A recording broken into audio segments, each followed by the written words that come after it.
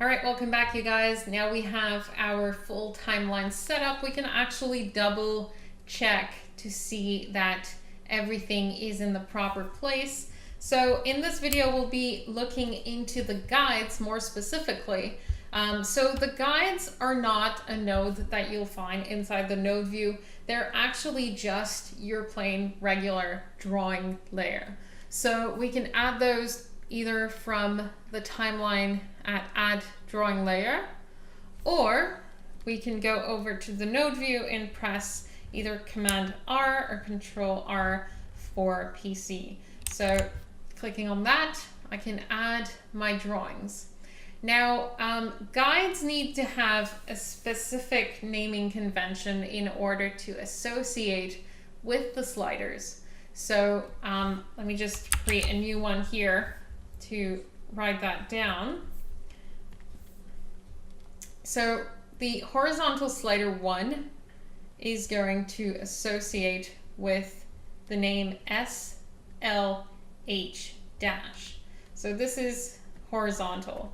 After the dash, you can pretty much put anything that you want. So any indicator for us, for instance, for this particular exercise, could be good to have rotation or head rotation written after the dash.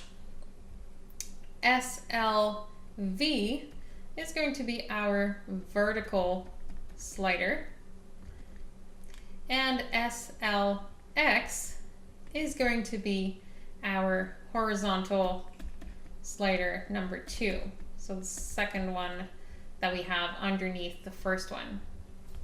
So now that I want to create those sliders, again, I'll just create a new drawing and start naming those. So SLH, don't forget the dash, otherwise it will not work. So it's really those 4 characters that you need to have taken into consideration for the sliders. And SLH, as we mentioned, is going to be our rotation slider. So I'll add that in here.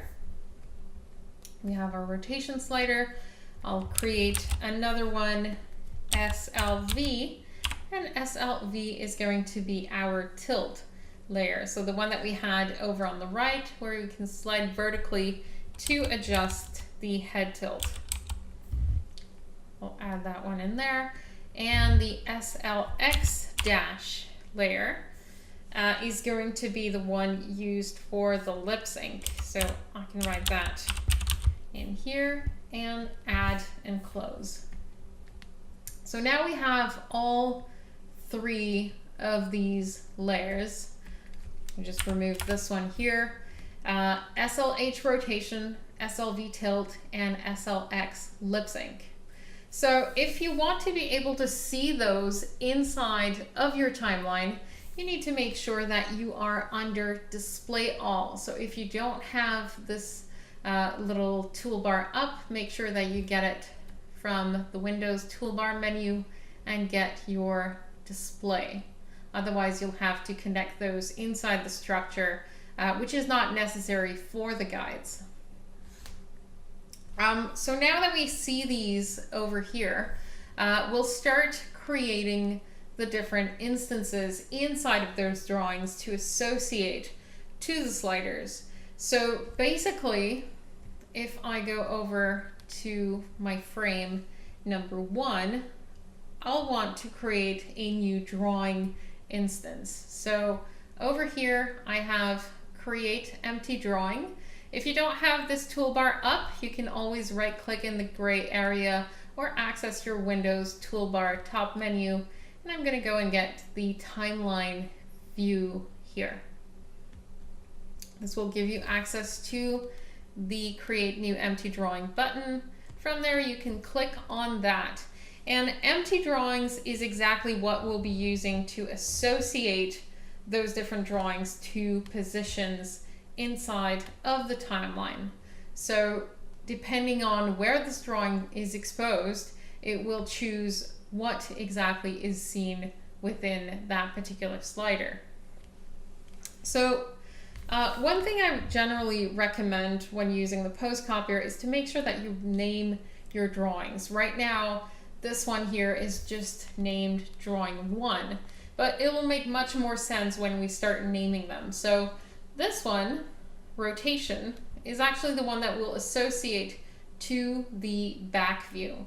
So this is the flipped view of my my character facing back. So the head is actually flipped.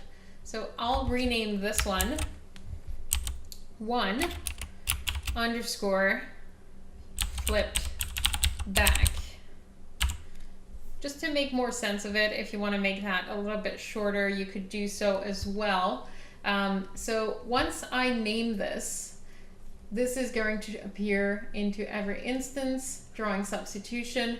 If you don't want to use the shortcut Control D or Command D on Mac to rename, you can always right click on that drawing, go under the Drawings menu, rename drawing right here.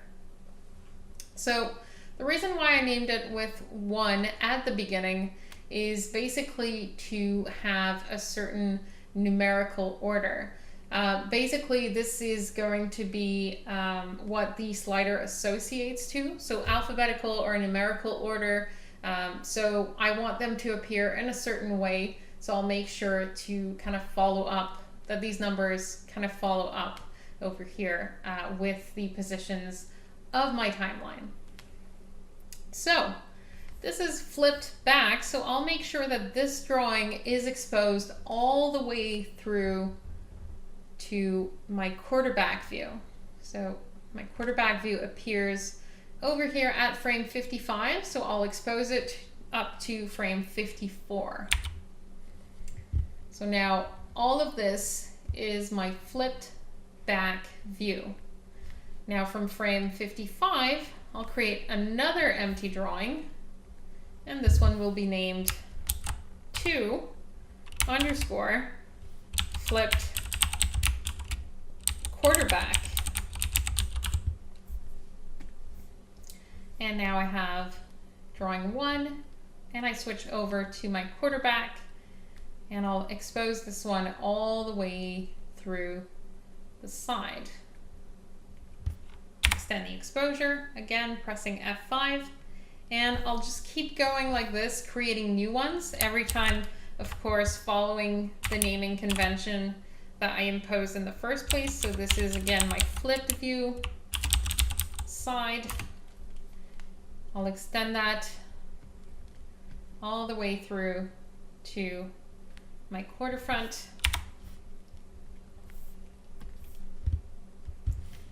And I'll just keep going with those, completing all of those other ones.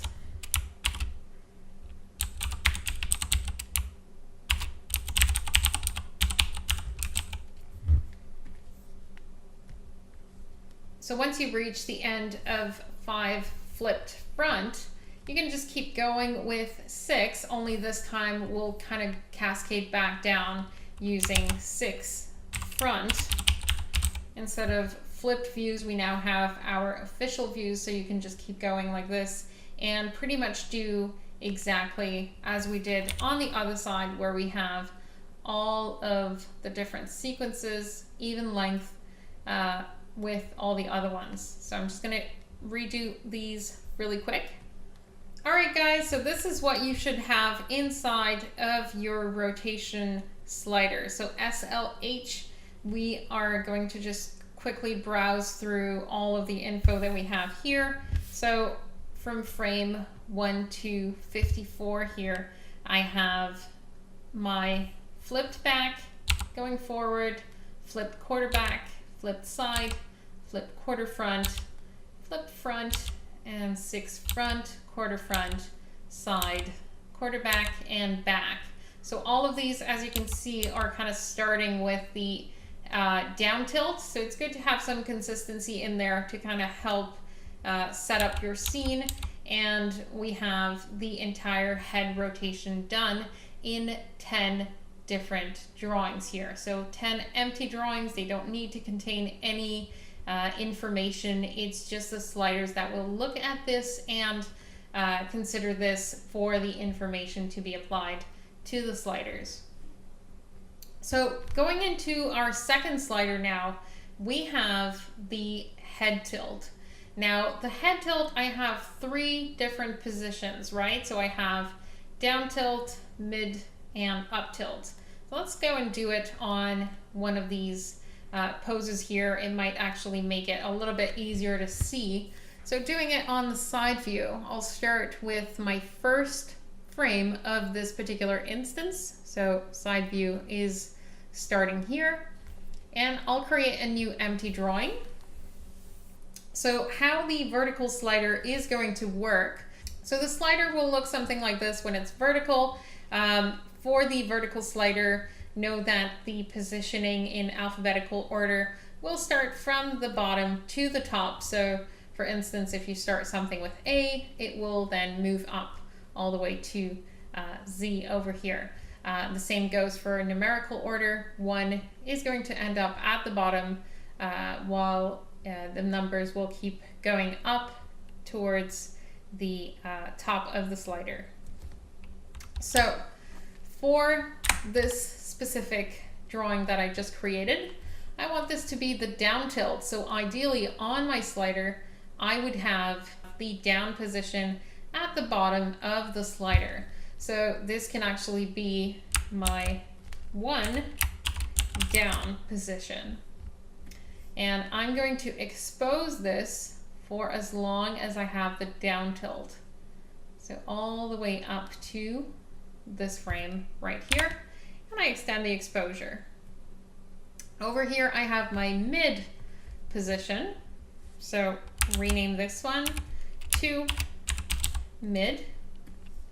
Again, I'm going to expose this one for as long as he remains in the mid position. And for the last one, of course, I'm going to call this one 3 up.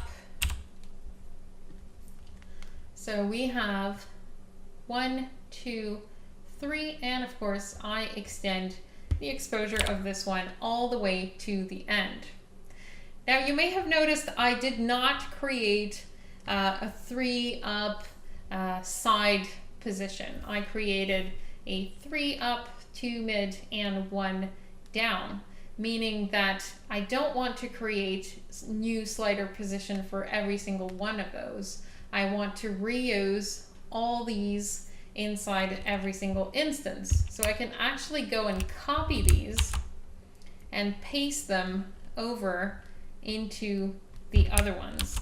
So if you've done the work correctly, you should have even positioning throughout the entire scene here. So every time that you paste it again, it should fit inside of these other ones.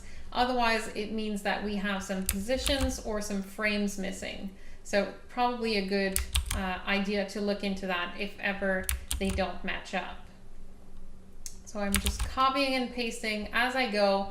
As I paste, it doesn't create new positions, as you can see. We're strictly pasting the exposure of those drawings. So every time that we slide over to a different position, let's say we go here, we have the side view with the middle tilt. If we now go here, we have again the side view with the up tilt, and every time that we switch over with the slider, it will associate to those positions. Now going with the lip sync, again, let's just stay on a position where we can actually see the lip sync. So let's go over into the quarter front. Now for the lip sync, it's going to be pretty much the same story over here, except that we're breaking it down even further. So for instance, I have for this character all of my mouths exposed. I have happy set of lip sync and a sad set of lip sync, and that is the case for each of the views that I have inside of my character. So you can see how it is quite a bit of work. So the pose copier is great when you have a 360 and multiple angles like this that you want to use. So now that we have this, I want to go and create a new drawing instance for each of these within this space. So to make sure that each of these associate with a different position for my pose copier. So we can go ahead and either create them directly from here. What I like to do, and I think it's also a little bit faster than creating and renaming, especially when I have many to do like this, I like to go inside of my X sheet, and I'm just going to go and find my SLX lip sync right here. And let's go and find our current frame, which we have over here. So my middle position is starting here in the flipped quarter front. I'm going to double click on here, and I can simply go and type in the name of each of those positions that I want. Usually what I do for the lip sync is I like to call them according to the expression that they have. For instance, this is the happy set of mouth shapes, so I'm gonna do HA for mouth, the closed mouth. I'll just keep going, HB for the second one, HC. As I press enter, it doesn't necessarily move to the different frame. You have to actually click on it to be able to see it. But as you can see, it already creates those frames as I go, and it names them the proper way as well. So HD, HE, I can just keep going on those. HF, HG, HH, and HI. So I've got all of my poses for my happy mouths. Now I can do the sad ones. So A is going to be the same mouth, but only sad. So this one is going to be SA, SB, SC, SD,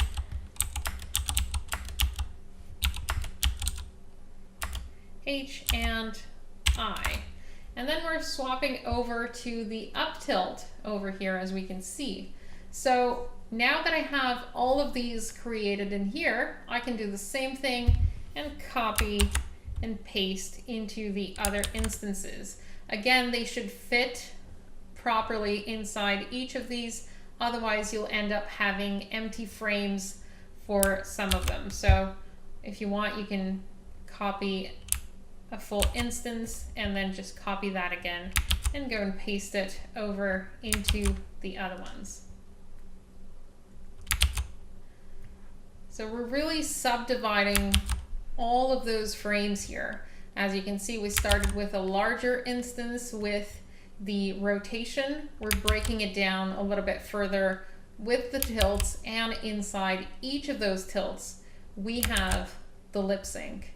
So it's a really good way if you think that you'd feel more comfortable setting up those sliders first, to kind of go and position all your different keyframes afterwards by seeing these specific stats. You can do that as well. There's no really proper way of setting it up. You can do one or the other.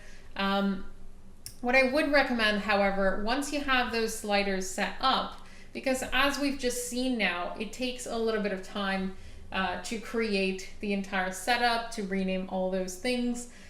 So if you have multiple characters and you plan on using the same setup, definitely I would say go and copy those sliders. Copy and paste them to your library so that you can use them later on for other characters, for other situations, maybe edit them a little bit if need be.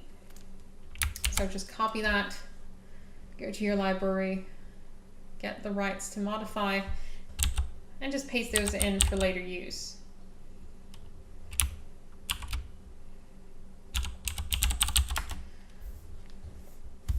So sliders, we have those here. So now that we have our little nodes here, if you want, you can actually apply color to them by clicking on the little boxes. So double clicking, you can choose different colors for these different nodes if it helps you tell them apart. So now you have those three here. It also catches the eye a little bit more when they're inside the node view. So we're not going to leave them outside of our character. These are actually controlling the head. So what I'm going to do is I'm going to cut them and go inside the head group that we have in our character.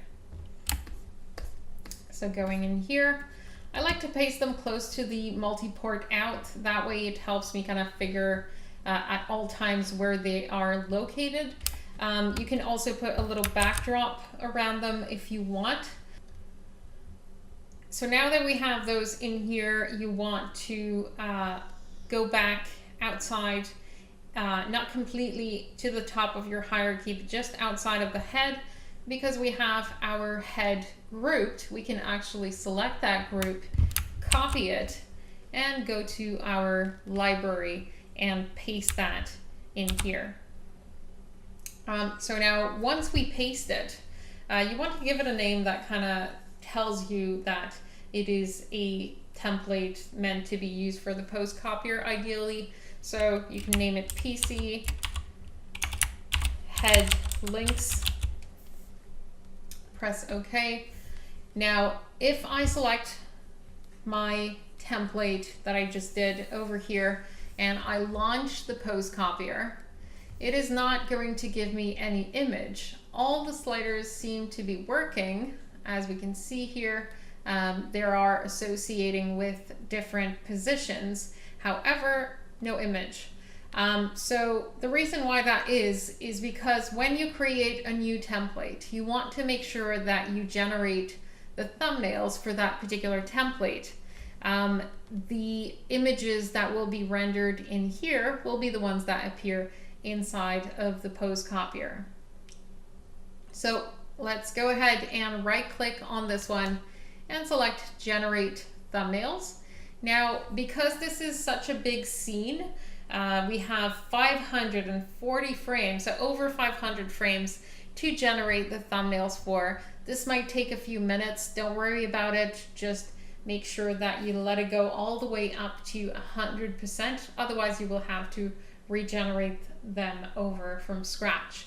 So just let it go for a few minutes. Make sure that all of those are in. And after that, we'll be able to see the images here. So let's just skip ahead a little bit.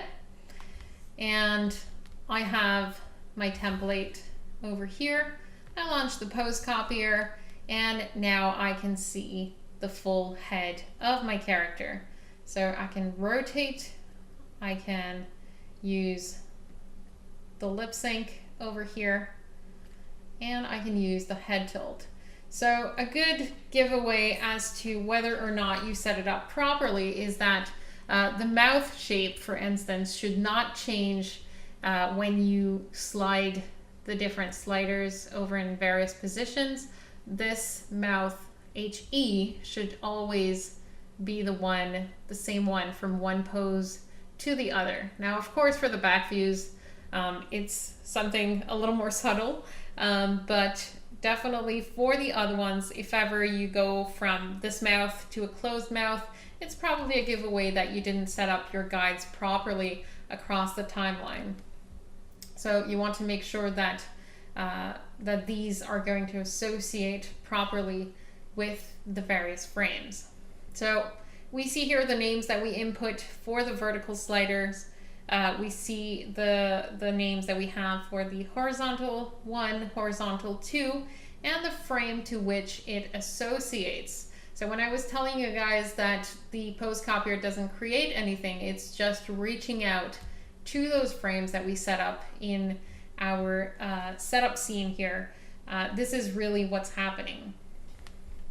Now, for this specific one, I recommend that you keep that scene to make sure that if you need to edit stuff or change a few things inside of your setup or add some new things, make sure that you keep this scene intact. If you have another post copier scene to set up, do a save as, keep this one, and that way you won't have to redo your entire setup, because sometimes, as we have seen just now, it can take a little bit of time to make sure that everything is in the right order. So you guys can try it out using the materials on the learning portal. Make sure that you get those and that you try it out for yourself so that you can wrap your head around just how to position these different drawings across the timeline and how to make those work inside the post copier. And stay tuned for the next video where I'll show you guys yet another way that you can set it up in combination with this one that we just did. See you there.